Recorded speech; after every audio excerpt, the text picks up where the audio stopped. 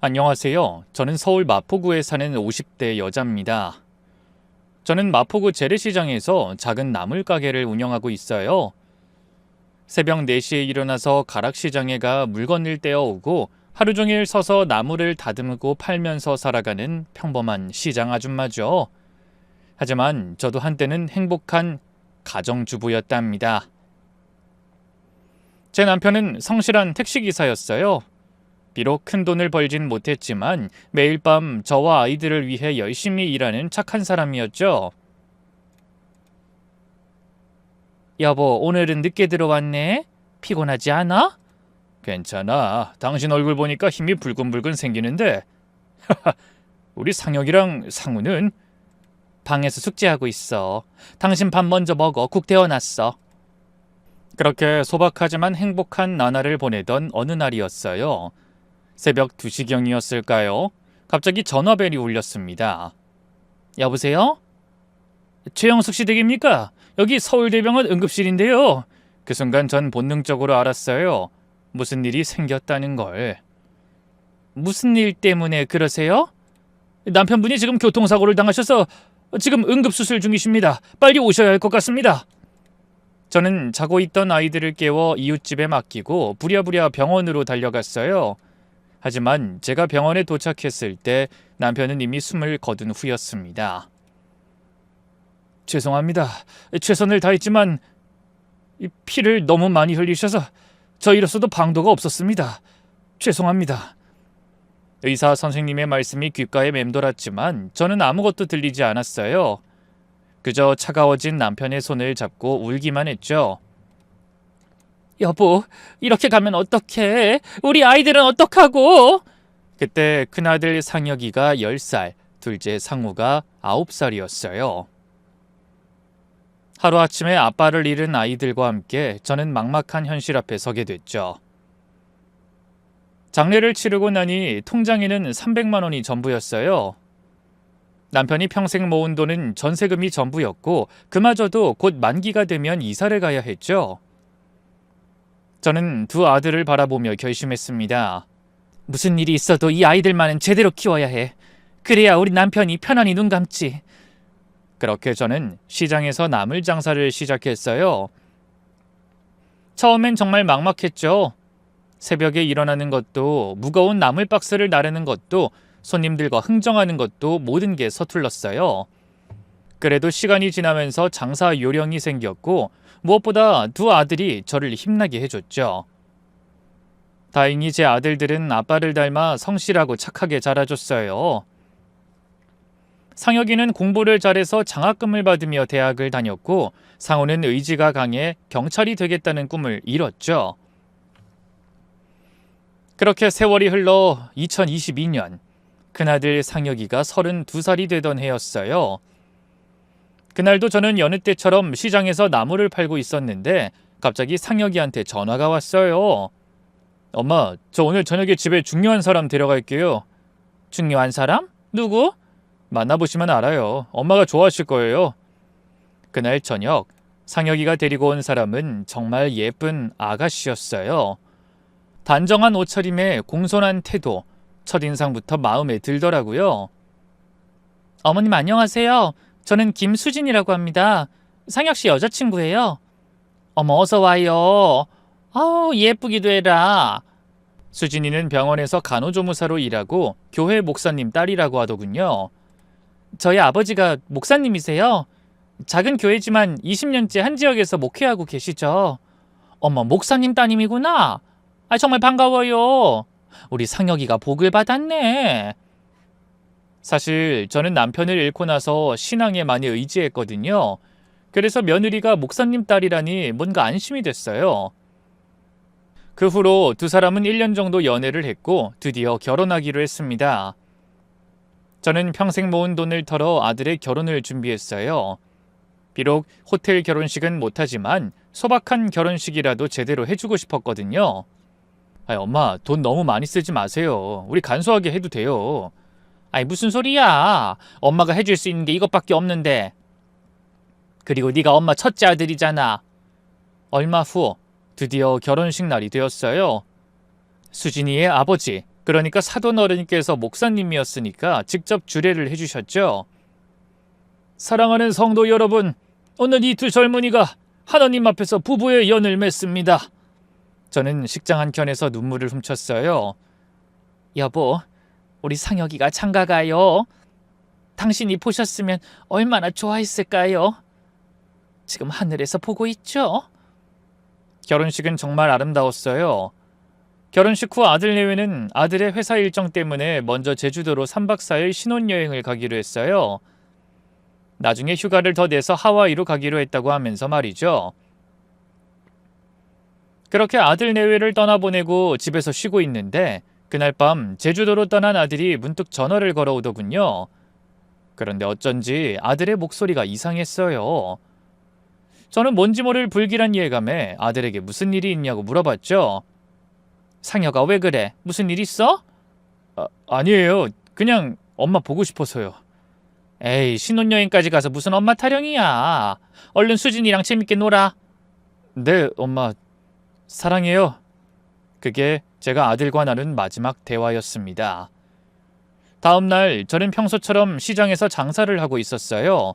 그런데 이상하게 상혁이한테 연락이 없더라고요. 신혼여행 가서 정신없나 보다. 그렇게 생각하고 저녁 때 제가 먼저 전화를 했어요. 그런데 전화를 받을 수 없습니다. 삐소리 후 아들의 전화기가 꺼져 있었어요.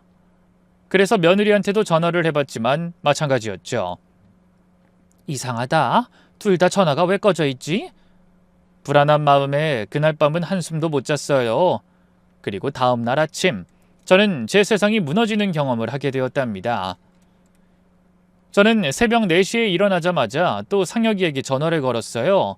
하지만 여전히 전화는 꺼져 있었죠.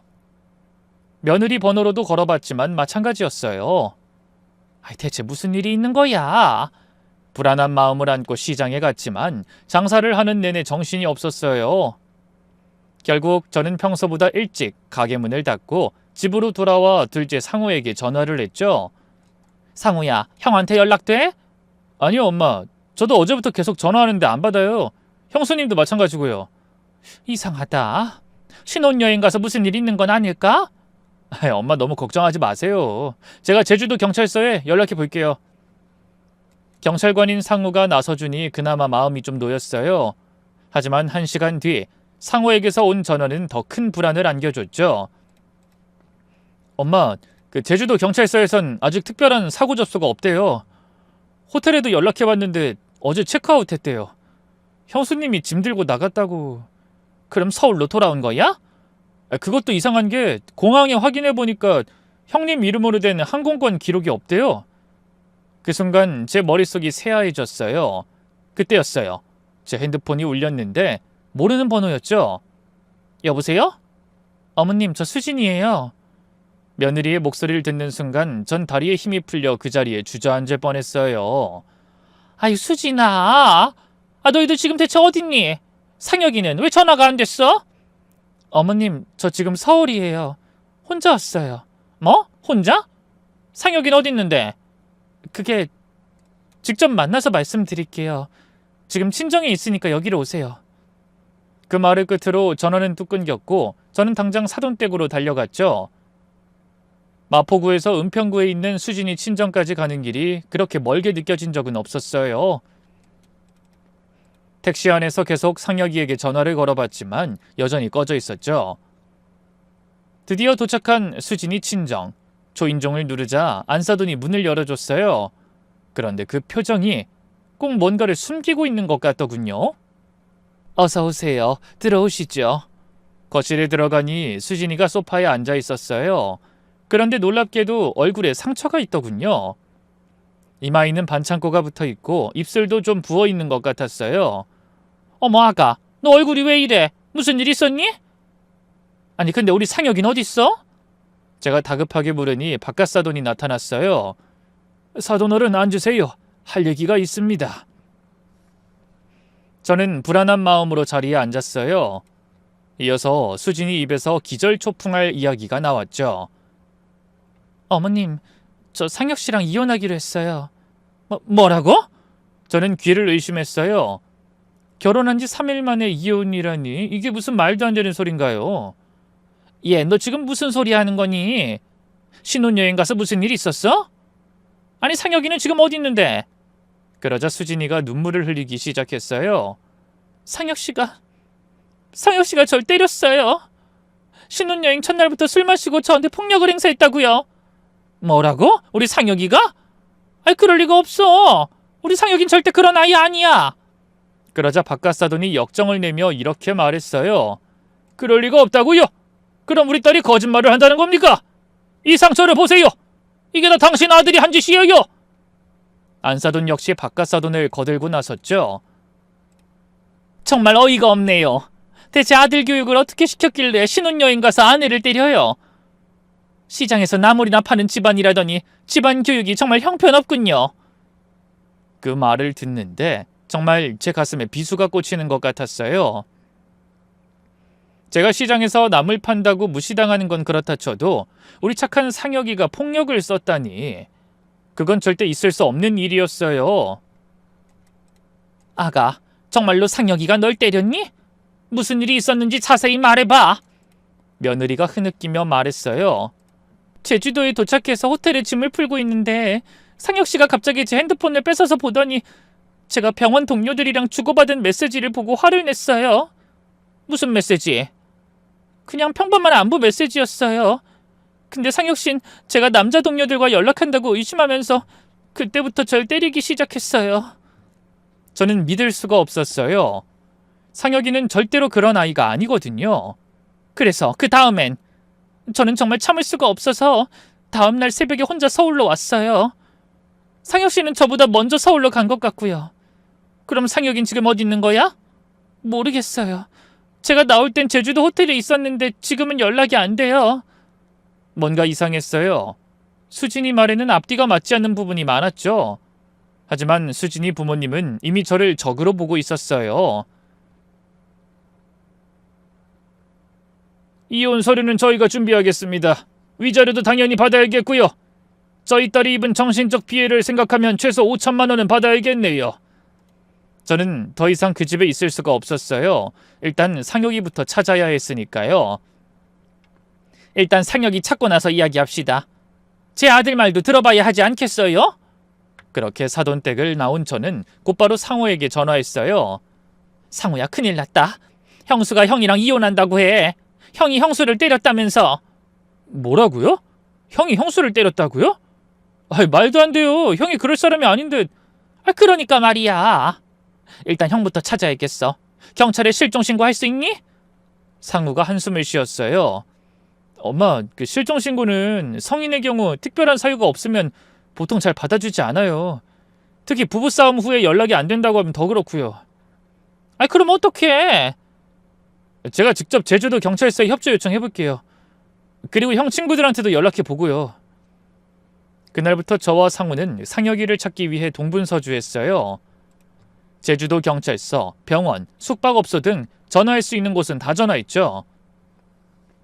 하지만 제주도 경찰의 반응은 미온적이었어요. 원래 부부싸움 후에 잠시 연락을 끊는 경우가 많습니다. 성인이 자발적으로 사라진 경우라면 저희가 할 수 있는 게 별로 없어요. 하지만 전화도 꺼져 있고 아무 연락도 없는데 뭐라도 좀 해주셔야 하는 건 아닌가요? 일단 좀 더 기다려보시고 일주일 정도 지나도 연락이 없으면 그때 정식으로 신고하세요. 일주일을 기다리라니. 저는 정말이지 당장이라도 미칠 것만 같았어요.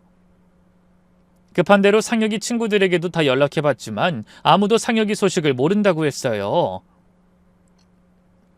회사에도 확인해보니 무단결근 상태라고 하더군요. 그렇게 일주일이 지났어요. 저는 매일 시장에 나가지도 못하고 상혁이를 찾아다녔죠. 카드 사용 내역을 확인해보니 제주도 편의점에서 마지막으로 사용한 후 아무 기록이 없었어요. 그렇게 열흘째 되던 날 뜻밖의 연락이 왔어요. 여보세요? 박상혁 씨 어머니 되십니까? 네, 맞아요. 우리 아들 소식 아세요? 저는 제주도의 한 게스트하우스 주인인데요. 박상혁 씨가 저희 숙소에 짐을 두고 가셨는데 아직 찾아가지 않으셔서. 제주도 게스트하우스? 호텔이 아니고? 우리 아들이 언제 짐을 두고 나갔어요? 3월 21일 밤에 오셔서 하룻밤 주무시고 새벽에 나가신 후로 돌아오지 않으셨어요. 짐도 그대로 있고 숙박비도 하루분만 내셨는데. 순간 머릿속이 복잡해졌어요. 수진이는 22일 새벽에 혼자 서울로 왔다고 했는데 상혁이는 21일 저녁에 이미 호텔을 나와 게스트하우스에 갔다는 거예요. 혹시 거기 CCTV 있나요? 사실 우리 아들이 지금 실종된 상태거든요. 아이, 네. 세상에, 저희 CCTV가 있긴 한데 그 경찰관이 동행해야지만 보여드릴 수 있어요. 저는 그 말에 즉시 상호와 함께 제주도로 내려갔어요. 그리고 게스트하우스에서 상혁이의 짐을 확인했죠. 캐리어 안에는 옷가지와 세면도구가 그대로 있었고 지갑도 있었어요. 하지만 핸드폰은 없었죠. 게스트하우스 사장님이 보여준 CCTV를 보니 정말로 상혁이가 3월 21일 밤에 혼자 체크인하는 모습이 찍혀 있었어요. 상혁이의 표정은 많이 어두워 보였죠. 그리고 다음날 새벽에 가벼운 차림으로 나가는 모습이 마지막이었어요. 아침에 나가실 때 잠깐 바람 쐬고 오겠다고 하셨어요. 근데 그게 마지막이었죠. 더 이상한 건 제주공항 CCTV를 확인해 보니 수진이가 3월 22일 오전 9시 비행기를 혼자 타고 서울로 간 것이 확인됐다는 거예요. 시간상으로 보면 상혁이는 이미 전날 저녁에 호텔을 나왔고 수진이는 그 다음날 아침에 혼자 서울로 돌아간 거죠. 그 순간 저는 수진이가 거짓말을 하고 있다는 확신이 들었어요. 하지만 그보다 중요한 건 상혁이의 행방이었죠. 도대체 3월 22일 아침 게스트하우스를 나선 후 우리 아들은 어디로 간 걸까요? 제주도에서 서울로 돌아온 후 저는 더 이상 경찰만 믿고 있을 수 없었어요. 상우도 경찰관이지만 서울에서 근무하는 터라 제주도 수사에 직접 관여할 수 없다고 하더군요. 엄마, 제가 비번 때마다 제주도 내려가서 형 찾아볼게요. 그리고 제 동기들한테도 부탁해 놓을게요. 하지만 저는 하루도 그냥 있을 수가 없었어요. 매일 새벽에 일어나 상혁이 사진을 들고 실종 전단지를 만들었죠. 전단지를 천장이나 인쇄해서 제주도로 다시 내려갔어요. 게스트하우스 주변부터 시작해서 한 장 한 장 붙이고 다녔죠. 상혁아! 박상혁! 엄마야, 대답해! 지나가는 사람들이 이상하게 쳐다봤지만 전 계속 목이 터져라 아들 이름을 불렀어요. 그때 한 낚시꾼이 다가왔어요. 아주머니, 혹시 누구 찾으세요? 네, 제 아들이 3월 22일부터 실종됐어요. 여기 박상혁이라고. 혹시 보신 적 있으세요? 아, 그때 여기 경찰들이 많이 왔었는데 절벽 아래에서 남자 구두 한 짝을 발견했다고. 저는 그 자리에 주저앉았어요. 상혁이도 결혼식 때 신었던 구두를 신혼여행에도 가져갔거든요. 그날 밤 저는 상혁이의 사진을 어루만지며 울었어요. 상혁아, 너 어디 있니? 엄마가 찾으러 갈게. 어디 있는지만 말해줘. 하지만 시간이 지날수록 희망은 점점 사라져가기만 했습니다. 경찰도 제주 해안가를 중심으로 수색을 했지만 아무 흔적도 찾을 수 없었죠. 그렇게 한 달, 두 달, 시간은 무심하게 흘러갔어요. 저는 매주 제주도를 오가며 아들을 찾았지만 상혁이는 마치 연기처럼 사라져버린 것 같았어요. 그렇게 1년이 지나고 저는 여전히 매일 상혁이 사진을 들고 거리를 헤매고 있었죠. 시장 사람들은 이제 절 보면 안쓰러운 눈빛으로 고개를 돌렸어요. 상혁이 엄마, 이제 그만 받아들여야 하는 거 아니에요? 이러다 상혁 엄마까지 쓰러지겠어. 아니에요. 우리 상혁이 살아있어요. 엄마가 느껴요. 하지만 솔직히 저도 지쳐가고 있었어요. 1년 동안 전국을 돌아다니며 아들을 찾았지만 아무 소식이 없었으니까요. 며느린 우리 아들이 실종된 지 6개월 만에 법원에 실종신고를 신청했고 아들의 사망보험금 1억도 자기가 받아갔어요. 저와 상우가 아무리 막으려 해도 법적으로 막을 방법이 없었죠. 며느린 그 돈을 받자마자 재혼했다는 소문도 들려왔어요. 엄마, 이제 정말 형이 돌아가신 걸로 받아들여야 할 것 같아요. 상우도 지쳐 있었어요. 1년 동안 비번마다 형을 찾아다녔지만 아무 성과가 없었으니까요. 저는 이래저래 지친 마음에 남편 산소를 찾아갔죠. 저는 남편 묘 앞에 막걸리 한 병과 북어포를 놓고 절을 했어요. 여보, 나예요. 우리 상혁이가, 우리 큰아들이 없어졌어요.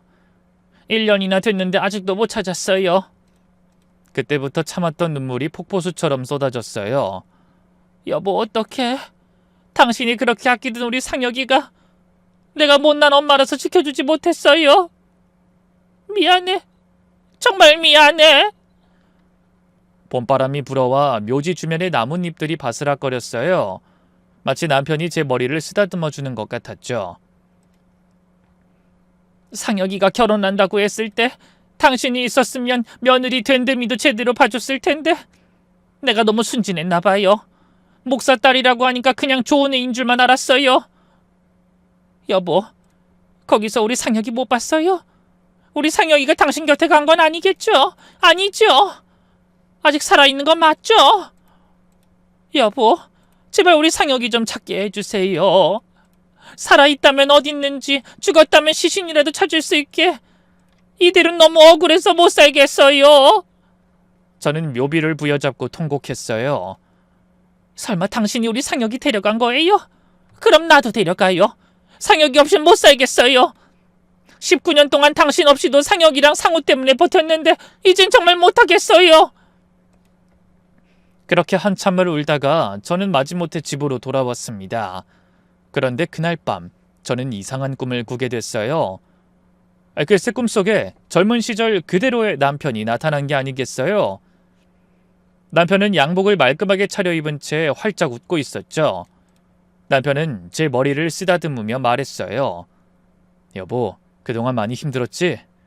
내일 날 밝으면 부산에 가봐. 자갈치 시장 근처에. 빨리 가봐. 늦기 전에. 자갈치 시장 근처 공사장. 여보, 기다려요. 더 자세히 말해줘요. 하지만 남편은 사라지고 저는 잠에서 깼어요. 온몸이 땀으로 흠뻑 젖어 있었죠. 새벽 4시, 저는 망설임 없이 부산행 첫 기차표를 예매했어요. 그리고는 상우에게 전화를 걸었습니다. 상우야, 엄마 지금 부산 간다. 부산이요? 갑자기 왜요? 꿈에 아빠가 나타나서 부산 가보라고 했어. 상우는 한숨을 쉬었어요. 아마 제가 정신적으로 힘들어서 이상한 꿈에 의지한다고 생각했겠죠. 엄마, 그런 거 다 미신이잖아요. 아니다. 엄마, 제가 같이 갈게요. 저랑 같이 가요. 아니야, 넌 일하러 가. 엄마 혼자 다녀올게. KTX를 타고 부산으로 가는 내내 가슴이 두근거렸어요. 정말 미친 짓인 걸 알면서도 한 가닥 희망을 놓을 수가 없었죠. 부산역에 도착해서 곧바로 자갈치 시장으로 향한 저는 시장 근처를 돌아다니며 공사장을 찾기 시작했죠. 아저씨, 혹시 이 근처에 공사장 있어요? 공사장이요? 저쪽에 재개발하는 데가 있긴 한데. 저는 시장 상인의 손가락이 가리킨 곳으로 걸어갔어요. 정말로 큰 공사장이 있었죠. 저는 상혁이 사진을 들고 공사장 인부 한 명 한 명에게 물어봤어요. 혹시 이 사람 보신 적 있으세요? 아니요, 모르겠는데요. 근데 다들 모른다고만 하더군요. 역시 그냥 꿈이었나? 그렇게 이만 포기하고 돌아서렸는데 한 아저씨가 사진을 유심히 보더니 말했어요. 이 사람 우리 현장에서 일하는 철수 아닌가? 철수요? 네, 박철수. 작년부터 여기서 일하고 있는데. 근데 좀 이상한 애예요. 말도 잘 안 하고 뭘 물어보면 기억이 안 난다고만 하고. 그 사람 어디 있어요? 지금 만날 수 있어요? 점심 먹으러 저쪽 식당에 갔을 거예요. 항상 혼자 밥 먹거든요. 저는 아저씨가 가리킨 식당으로 뛰어갔어요. 두근거리는 마음으로 식당 문을 열고 들어가니 구석자리에 혼자 앉아 김치찌개를 먹고 있는 남자가 보였어요. 얼굴에 큰 상처가 있고 살이 많이 빠져 초췌했지만 틀림없었어요. 우리 상혁이었죠. 상혁아! 저는 떨리는 손을 뻗어 아들의 어깨를 잡았어요. 그런데 상혁이는 저를 마치 처음 보는 사람을 보듯 경계하는 눈빛으로 쳐다보더군요. 죄송한데요, 누구세요? 상혁아, 나 못 알아보겠어? 엄마잖아! 상혁이는 당황한 표정으로 뒤로 물러났어요. 저는 박철수입니다. 사람 잘못 보신 것 같은데요. 아니야, 너 박상혁이야. 내 아들이라고. 이 상처는 어떻게 된 거야? 누가 이렇게 만든 거야? 제가 얼굴에 상처를 만지려고 하자 상혁이는 제 손을 뿌리쳤어요. 그만하세요. 전 당신 모릅니다. 계속 이러시면 경찰 부를 거예요. 주변 손님들이 수근거리기 시작했어요. 뭐야 저 아줌마? 정신 나갔나 봐. 불쌍하네. 그때 아까 공사장에서 만났던 아저씨가 식당으로 들어왔어요. 아이 철수야, 여기 있었네. 아주머니도 오셨네요. 아저씨, 이 사람이 우리 아들 맞죠? 박상혁이요. 근데 얘가 왜 이래요? 내가 엄마인데 날 기억을 못해요. 자기 이름도 박철수라고 하고. 그게 저도 잘은 모르겠는데 얘가 여기 처음 왔을 때 기억을 잃었다고 하더라고요. 그래서 현장 소장님이 불쌍하다고 그냥 일하게 해준 거예요. 그 순간 제 눈앞이 빙글빙글 돌기 시작했어요. 다리에 힘이 풀리면서 그대로 쓰러졌죠. 잠시 후 눈을 떴을 때는 병원 응급실이었어요. 상우가 제 손을 꼭 잡고 있었죠. 엄마, 정신 들어요? 상우야, 상혁이 네 형 찾았어. 알아요, 엄마. 제가 부산 경찰이랑 통화했어요. 지금 형 데려오고 있대요. 잠시 후 경찰과 함께 상혁이가 응급실로 들어왔어요. 가까이서 다시 보니 정말 참혹했죠. 얼굴에 큰 상처는 물론이고 많이 야위어서 광대뼈가 튀어나와 있었고 손은 거칠어져서 갈라져 있었죠. 이분이 박철수 씨 어머니라고 주장하시는데 정말 모르시겠어요? 경찰의 질문에 상혁이는 고개를 저었어요. 모릅니다. 전 작년에 부산 해운대 해변에서 깨어났어요. 그전 기억은 하나도 없어요. 해운대 해변에서요? 네. 어떤 아저씨가 제가 쓰러져 있는 걸 발견해서 병원에 데려다 줬대요. 깨어나 보니 병원이었고 이름도 모르고 아무것도 기억이 안 났어요. 상우가 물었어요. 그럼 박철수라는 이름은? 병원에서 지어준 거예요. 성은 제가 박이라는 글자가 어렴풋이 기억나서 박으로 했고 이름은 그냥 흔한 이름으로 지었대요. 저는 침대에서 일어나 앉았어요. 상혁아, 정말 아무것도 기억 안 나? 엄마 얼굴도? 우리 집도? 동생 상우도? 죄송해요. 정말 모르겠어요. 저도 제가 누군지 알고 싶어요. 하지만 아무것도 기억이 나지 않아요. 그때 의사가 들어왔어요. 보호자분, 일단 이분 정밀검사를 해봐야 할 것 같습니다. 외상성 기억상실증일 가능성이 높아 보이네요. 외상성 기억상실증이요? 머리에 큰 충격을 받거나 극심한 정신적 충격을 받았을 때 나타나는 증상입니다. 과거의 기억을 완전히 잃어버리는 거죠. 그렇게 MRI와 CT 촬영을 하는 동안 상우와 저는 의사 선생님께 자세한 설명을 들었어요. 머리에 큰 충격을 받은 흔적이 있네요. 두개골 골절이 있었던 것 같고 다행히 지금은 회복됐지만 그 충격으로 기억을 담당하는 부분이 손상된 것 같습니다. 그럼 언젠간 기억이 돌아올 수 있나요? 가능성은 있습니다. 하지만 언제가 될진 1년이 될 수도 10년이 될 수도 평생 못 찾을 수도 있어요. 잠시 후 검사가 끝나고 경찰이 DNA 검사를 하자고 했어요. 정말 이 사람이 제 아들 박상혁이 맞는지 확인하기 위해서였죠. 검사 결과가 나오기까지 3일, 저는 부산의 작은 여관에 머물면서 매일 상혁이를 만나러 갔어요. 오늘은 뭐 먹고 싶어? 아주머니, 저한테 왜 이렇게 잘해주세요? 넌 내 아들이니까. 상혁이는 어색해했지만 저를 거부하진 않았어요. 병원 앞 벤치에 앉아 도시락을 먹으면서 저는 옛날 이야기를 해줬습니다.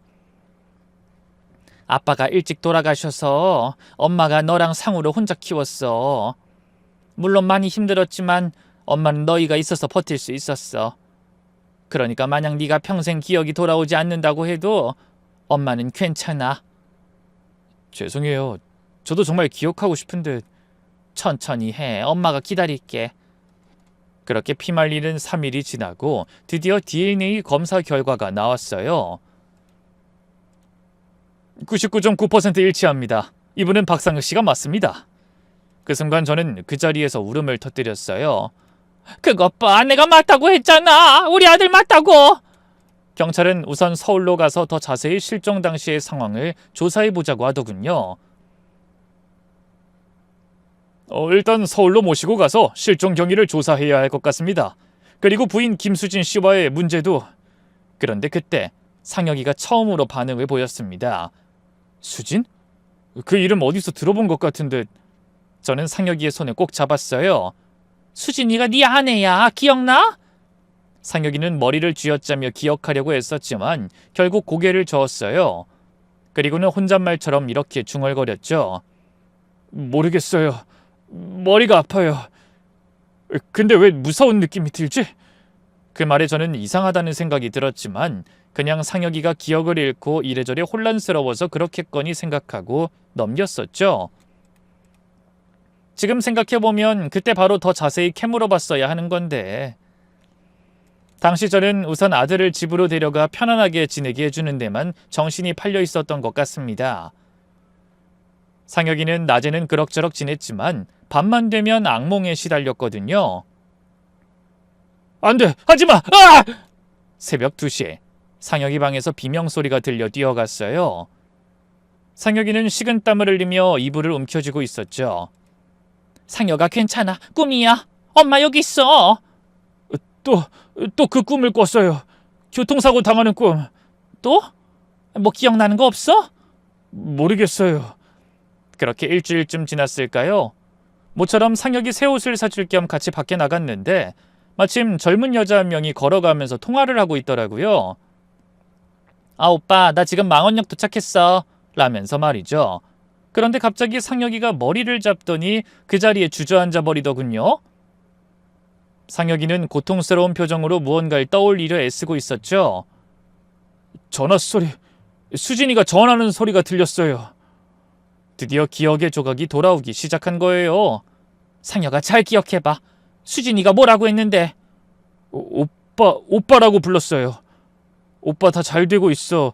보험금 타면 바로 갈게라고. 저와 상호는 충격에 입을 다물지 못했어요. 그 사이 상혁이는 이마에 땀을 흘리며 기억을 더듬었죠. 제가 화장실에서 나와서 수진이한테 따졌어요. 지금 누구랑 통화했냐고. 그랬더니 처음엔 회사 동료라고 둘러댔어요. 근데 제가 계속 추궁하니까 갑자기 울면서 자백하기 시작했어요. 수진이 아빠가 진짜 목사가 아니래요. 사이비 종교 교주라고. 원래는 신도들한테 돈 뜯어먹고 살았는데 요즘엔 그게 여의치 않아서 자기가 나서서 남자들 등쳐먹고 살게 됐다고. 자기도 어쩔 수 없었다고. 다 아빠가 시킨 일이라고. 저랑 결혼해서 보험금 타내라고 협박했다고. 그래서 제가 당장 서울로 돌아가자고 했어요. 이혼하고 경찰에 신고하자고 그랬더니 수진이가 무릎 꿇고 빌더라고요. 한 번만 용서해 달라고. 상혁이는 잠시 숨을 고르고 계속했어요. 전 너무 화가 나서 호텔을 나왔어요. 머리를 식히려고. 그래서 근처 게스트하우스로 갔죠. 근데 갑자기 수진이한테서 문자가 왔어요. 오빠 미안하다. 잠깐만 만나서 얘기하자. 제발이라고. 그래서 만났어?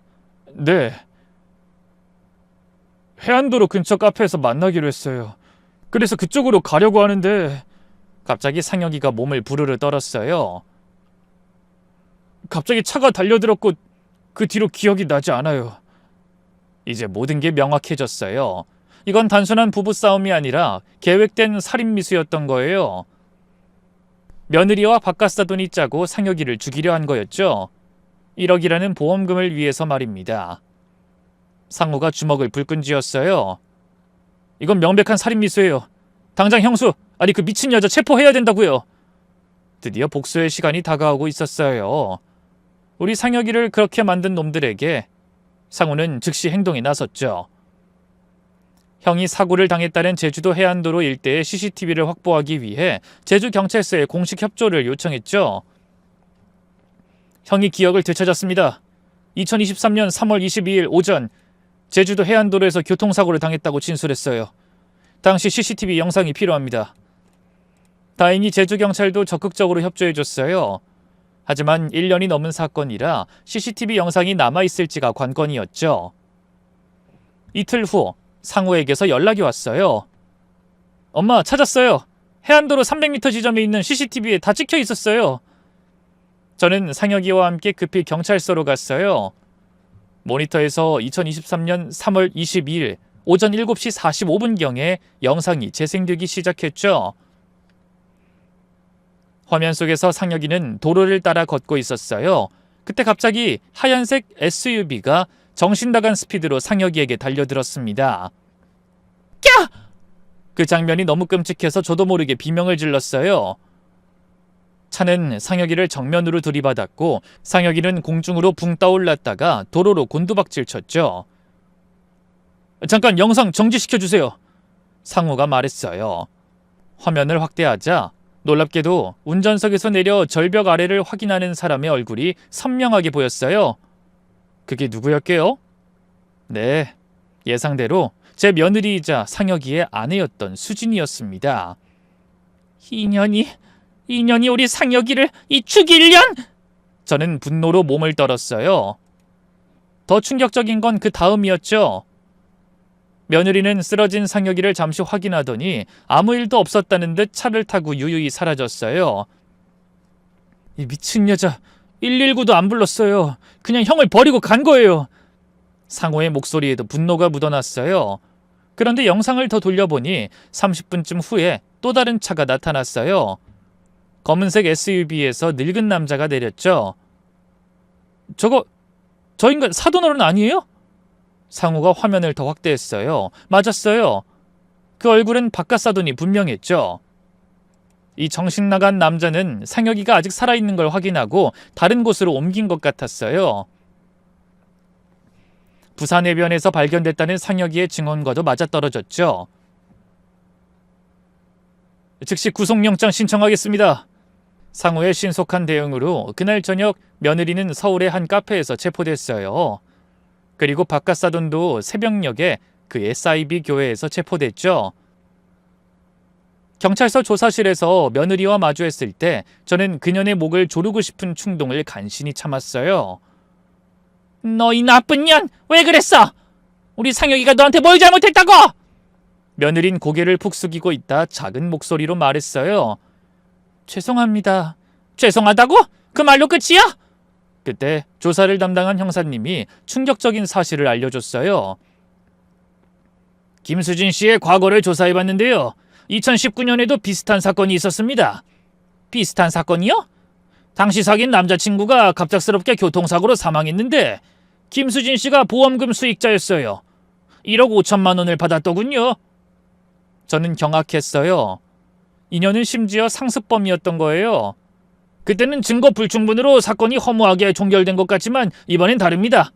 CCTV도 있고 생존한 피해자의 증언도 있으니까요. 며느리, 아니 김수진에 대한 조사가 계속될수록 더 많은 진실이 드러났어요. 바깥사돈, 그 미친 김철수라는 사이비 목사가 운영하는 샛빛교회는 겉으론 평범한 교회처럼 보였지만 실상은 끔찍한 곳이었어요. 신도들에게 천국 가는 길이라며 전 재산을 헌금하게 만들고 특히 젊은 여성 신도들을 착취했다는 증언까지도 나왔죠. 어쩌면 수진 씨도 피해자일 수 있습니다. 어릴 때부터 아버지에게 세뇌당해서 어쩔 수 없이 범행에 가담한 걸 수도 있겠어요. 형사님의 말에도 저는 동정심이 들지 않았어요. 그래도 살인미수는 용서할 수 없어요. 그때 때마침 상우가 또 다른 증거를 가져왔죠. 엄마, 형 통장 내역 확인해봤는데요. 사고 전날 5천만 원이 인출됐어요. 김수진이 형 도장을 몰래 가져가서 인출한 거예요. 은행 CCTV에도 찍혀 있고요. 그 돈의 행방을 추적해보니 사이비 목사 김철수의 차명 계좌로 들어가 있었어요. 역시나 처음부터 다 계획된 일이었던 거죠. 며칠 후 김철수에 대한 조사 결과가 나왔어요. 그는 진짜 목사 자격증도 없는 사기꾼이었고 사기, 횡령, 폭행까지 전과만 수십 개에 달했죠. 이런 놈이 어떻게 교회를 운영할 수 있었던 거예요? 종교의 자유를 악용한 거죠. 정식 교단에 속하지 않은 자칭 목사들이 많거든요. 더 충격적인 건 샛빛교회 신도들의 증언이었어요. 김철수는 딸 수진이를 이용해서 돈 많은 남자들을 유혹하게 했어요. 이미 여러 명이 당했는데 무서워서 신고를 못했어요. 상우가 피해자들을 한 명씩 찾아내기 시작했어요. 놀랍게도 지난 10년간 최소 5명의 남자가 김수진과 교제 후 의문의 사고를 당했더군요. 그중 1명은 사망했고 2명은 중상을 입어 장애를 갖게 됐다고 하더군요. 그리고 모든 경우에 김수진이 거액의 보험금을 받았고요. 검찰 조사에서 김수진은 모든 걸 자백했어요. 아버지가 계속 때렸어요. 돈을 못 가져오면 굶기고 때리고 이번에도 실패하면 죽이겠다고. 그래서 어쩔 수 없이 상혁 씨한테 사기를 칠 수밖에 없었어요. 그래서 상혁이를 죽이려고 했다고? 죽이려던 건 아니었어요. 그냥 사고를 내서 크게 다치게만 하려고 했던 건데 생각보다 일이 너무 커진 거예요. 무서웠어요. 그래서 아버지한테 연락했고 아버지가 와서 상혁 씨를 데려갔어요. 죽은 줄 알았는데 살아있다고 하더라고요. 그래서 부산에 버린 거야? 아버지가 그냥 모르는 곳에 버리라고. 기억을 잃었으니까 괜찮을 거라고. 죄송합니다. 검찰은 김수진에게 살인미수, 사기, 횡령 등으로 징역 5년을 구형했고 김철수에게는 살인미수, 교사, 사기, 폭행 등으로 징역 10년을 구형했어요.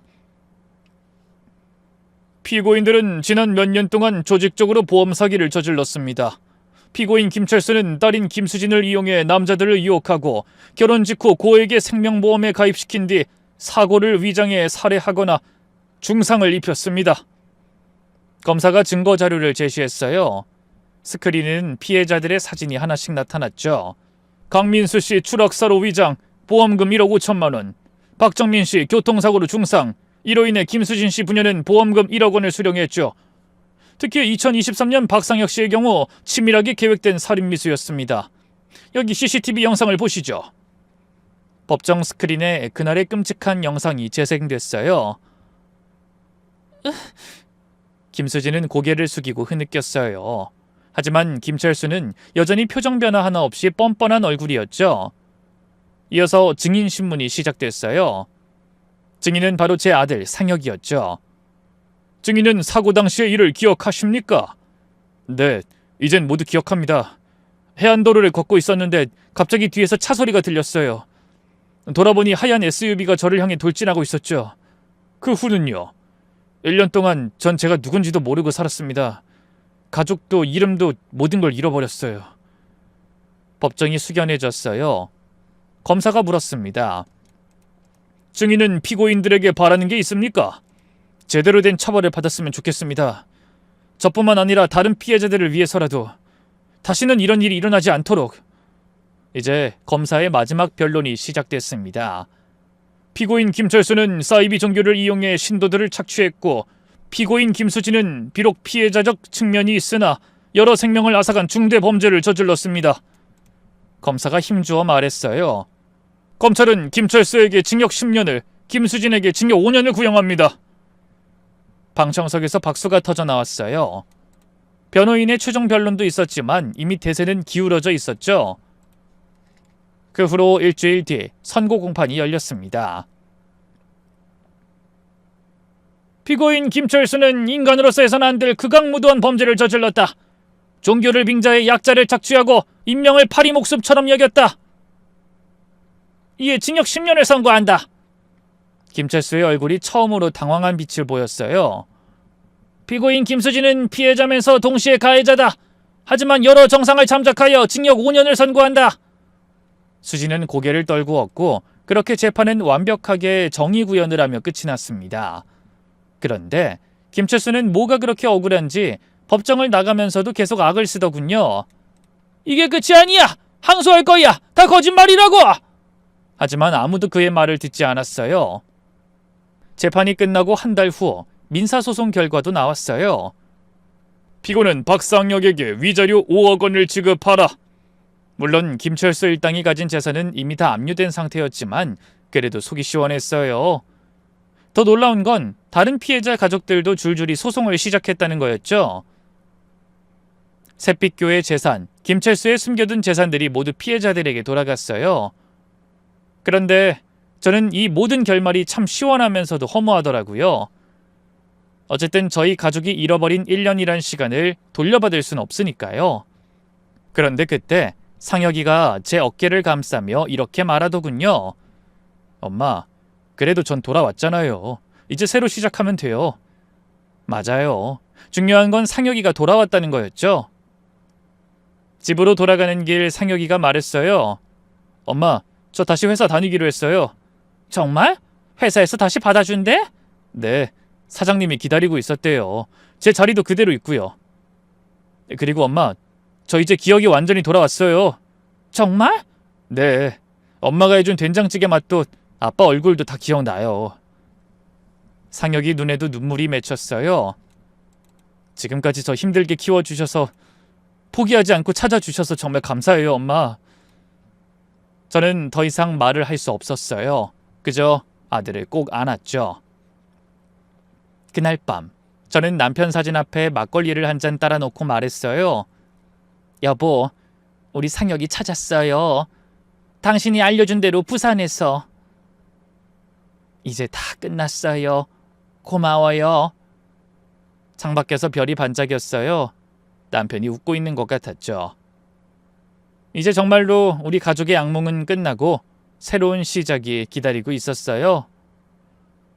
돌이켜보니 어느새 재판이 끝나고 2달이 지났네요. 상혁이는 매주 화요일마다 트라우마 전문 상담센터를 찾아 치료를 받고 있습니다. 상혁씨, 오늘은 어떠셨어요? 상담사의 따뜻한 목소리에 상혁이가 천천히 입을 열었어요. 악몽은 줄었어요.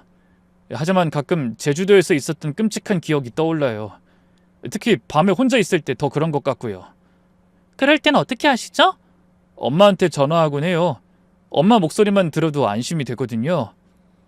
그 말에 상담사가 미소 지었어요. 좋은 방법이에요. 가족의 지지가 회복에 가장 큰 힘이 되죠. 상담이 끝나고 나오면 저는 항상 밖에서 기다리고 있었어요.